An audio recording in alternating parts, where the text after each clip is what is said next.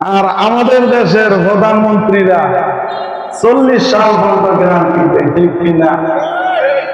আরে ঠিক নেই, 41 ওস্তাদের মার শেষ। শিক্ষা গ্রহণ করেন। এখনো অনেক জায়গায়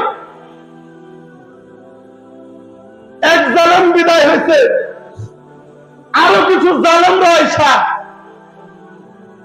এখনো কেউ ক্ষমতায় পায় নাই, তারা জুলুম শুরু করে দিয়েছে, ঠিক কিনা?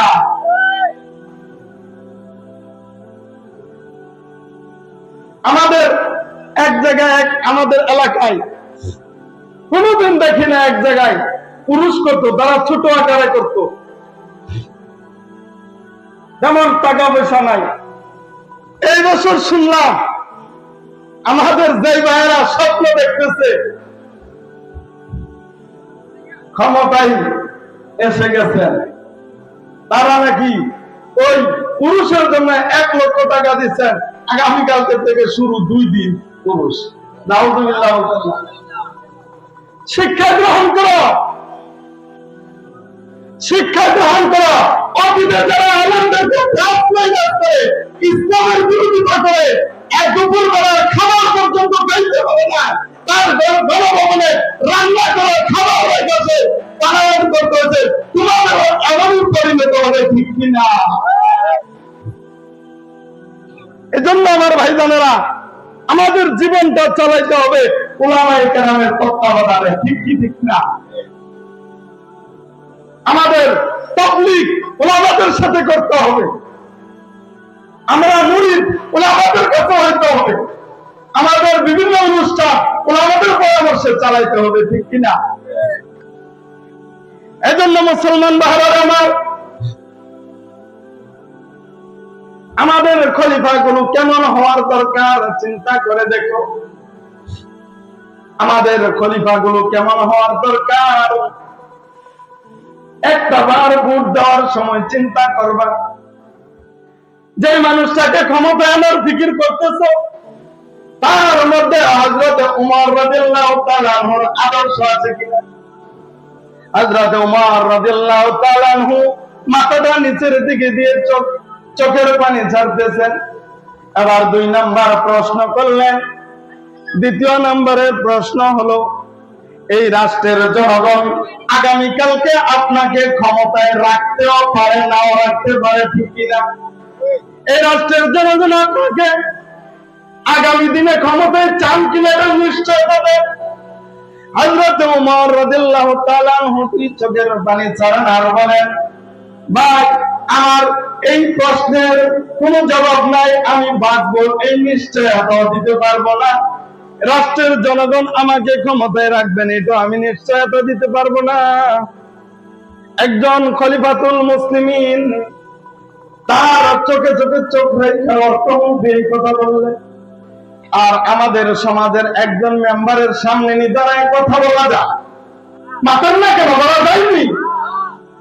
আমাদের চেয়ারম্যান সাহেব যদি একটা বিচার করেন, এই বিচারের মধ্যে যদি ভুল হয়, আপনি একজন সাধারণ নাগরিক হিসেবে তার প্রতিবাদ করার অধিকার রাখেননি, এজন্য দোস্ত রাখেন না, তার সামনে আপনার কোন প্রতিবাদ চলে না, ঠিক কিনা?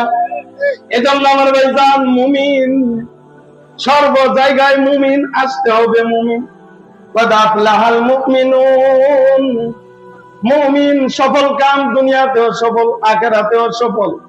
মুমিন যদি সমাজের নেতৃত্ব দেয়, তাহলে ওই সমাজও সফল হবে, ঠিক কিনা? মুমিন যদি পরিবারের নেতৃত্ব দেয়, তাহলে ওই পরিবার সুন্দর হবে।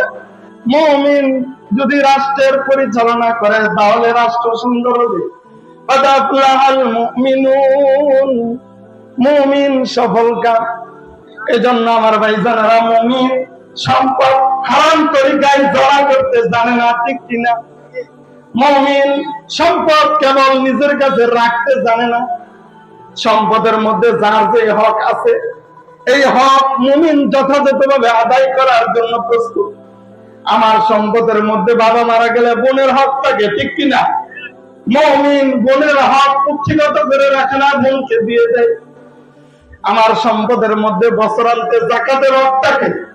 মুমিন যাকাতের মাল কুক্ষিগত করে রাখে না, যাকাতের যারা হকদার তাদেরকে দিয়ে দেয়, ঠিক কিনা? কদ আফলাহাল মুমিনুন, মুমিন সফল কাম হবে। কারণ মুমিন সম্পদের যে হক, সেই হক আদায় করলে কালকে আমাদের দিনে সম্পদের জন্য আল্লাহর আদালতে ধরা পড়বে না, ঠিক কিনা? মুমিন যদি তার মালের যথাযথ যাকাত আদায় করে, এই যাকাতের জন্য মুমিন পাকড়াও হবে না। মুমিন যদি তার মালের যে বোনের হক আছে, স্ত্রীর হক আছে, শ্বশুর যার যে হক আছে, ওই হক যদি মুমিন আদায় করে দেয়, তাহলে এই মালের জন্য কালকে আমাদের দিন মুমিন ধরা পড়বে না, ঠিক কিনা? এজন্য আমার ভাইজানেরা, কদ আফলাহাল মুমিনুন, মুমিন সফল কাম। মুমিনের কিছু গুণ বয়ান করেন আল্লাহ। এর মধ্যে একটা গুণ হলো আল্লাযীনা হুম ফি সালাতিহিম খাশিউন, মুমিন তার নামাজের হেফাজত করে, নামাজের মধ্যে তার খুশু নিয়ে নামাজ পড়ে, নামাজের মধ্যে আল্লাহকে মুমিন দেখতে পায়। মুমিন এক নম্বরের গুণ, মুমিন তার নামাজের হেফাজত করে। আজকে আমাদের নামাজের হেফাজত যথাযথভাবে নাই, ঠিক কিনা?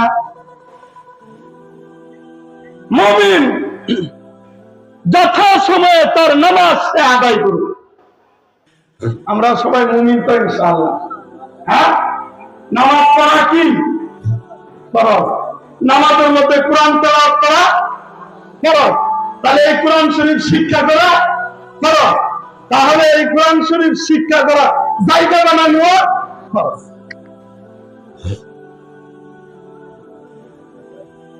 একটা হলো সরাসরি ফরজ, আরেকটা হলো অচেতন ফরজ। নামাজ পড়া ফরজ, নামাজে কোরআন তেলাওয়াত করা ফরজ। তাহলে কোরআন শরীফ শিক্ষা করা ফরজ। তাহলে এই কোরআন শরীফ শিক্ষা করা জায়গা বানানো কি ফরজ। তাহলে এই কোরআন শরীফ শিক্ষা দেওয়ার জায়গা হলো মাদ্রাসা, ঠিক না? কোরআন শরীফ শিক্ষা দেওয়ার জায়গা মাদ্রাসা। তাহলে এখানে যে মাদ্রাসা আছে, এই মাদ্রাসা পায়া কি আপনারা খুশি না? আপনারা খুশি? খুশি হলে আপনারা, আমরা বাড়িতে টাইলসের মধ্যে ঘুমাই, আমরা বাড়িতে খাটের মধ্যে ঘুমাই, আমরা বাড়িতে ঠাই লাগানো, ভিআইপি কাঠারের কাঠ দিয়ে দরজা লাগানো, শীতের সময় ভিতরে বাতাস ঢুকতে পারে না, আরামে দিন কাটায়। আর এই মাদ্রাসার ছাত্ররা যদি, যারা আমাদের দায়িত্বটা আদায় করতেছেন, 24 ঘন্টা কোরআনের তেলাওয়াতে মগ্ন, যারা ঘুমাইলো ইবাদত, হাঁটলো ইবাদত, বাথরুমে গেল ইবাদত,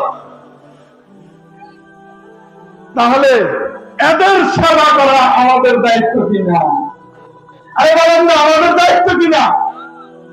যদি দায়িত্ব হয়ে থাকে, হযরত চলে আসবেন অল্প সময়ের মধ্যে। আমি একটু প্রস্তাব রাখি আপনাদের কাছে। আমি আইসা দেখলাম এদের যে বারান্দাটা ঘরের, এই ঘরের বারান্দাটা উপরে বসে, না না উপরে বসে,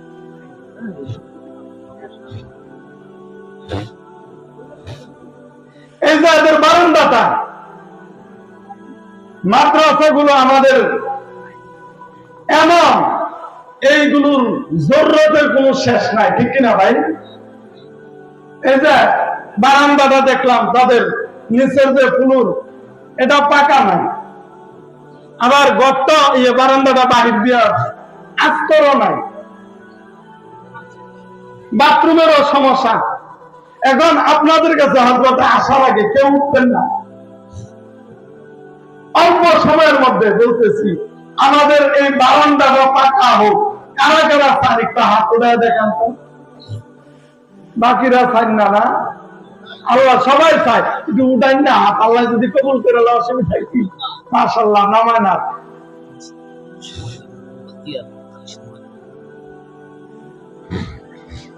তাহলে আমাদের এই বারান্দাটা ফাঁকা হওয়ার জন্য প্রায় এক গাড়ি ইটের প্রয়োজন, 50 ব্যাগ সিমেন্টের প্রয়োজন। আরো প্রাসঙ্গিক কিছু বিষয় আছে। এই এক গাড়ি ইট এবং 50 ব্যাগ সিমেন্ট আমাদের এই মজলিস থেকে ব্যবস্থা হোক, কি বলেন আপনারা? আল্লাহ তাআলা গরিবের টাকার মধ্যে বরকত রাখছে, এটা জানেননি? কি এরা মাতে না দিন জানেন না? এই যে আমরা চাকশালে তিনখানাটা চালাই না, এটার মধ্যে প্রতি মাসে 25 বস্তা 50 কেজি চাউল লাগে। মানে 50 কেজি চাউলের বস্তা 25 বস্তা চাউল লাগে। 2,500 টাকা বস্তা ধরলে কতগুলো টাকা আসে? 2,000 করে হলে 50,000, আর হইলে 10,000, 60,000 টাকার কেবল চাউলই লাগে। আমরা উল্লেখযোগ্য 20,000 টাকার গুহার পাই না। এতে গরিব মানুষ 1 বস্তা চাউল, 1 বস্তা ডাউল, 1 কেজি লবণ, 1 কেজি মরিচ দিতে আছে, অকল্পনীয়। আল্লাহ তাআলা দেখতেছি চাউল নাই, দোয়া চলতেছে, চাউলের ব্যবস্থা হইতেছে, নিয়ে আসে, জিজ্ঞেস করে আপনি কি করেন? আমি রিক্সা চালাই। গরিবের টাকার মধ্যে বরকত রাখছে। আমরা এখানে যারা আছি যদি 1 ব্যাগ করে সিমেন্ট দেয়, 50 ব্যাগ সিমেন্ট হয়ে দেবো, বলেন না বড় হাবা? তাহলে আপনারা শুরু মন দেন করে দিব আল্লাহ, আপনারা কি? হ্যাঁ, নৌকা খালি আমরা পানির বাসায় দিব, নিবে তো বাতাসে নেই। আগে পালের নৌকা চলতো না, এখানে ইঞ্জিন বাড়াইছে, আল্লাহর রাস্তায় পয়সা দিয়েছে, কান্না দিতে আছে কেনা বাতাসে, বাতাস দিতেছে আল্লাহ।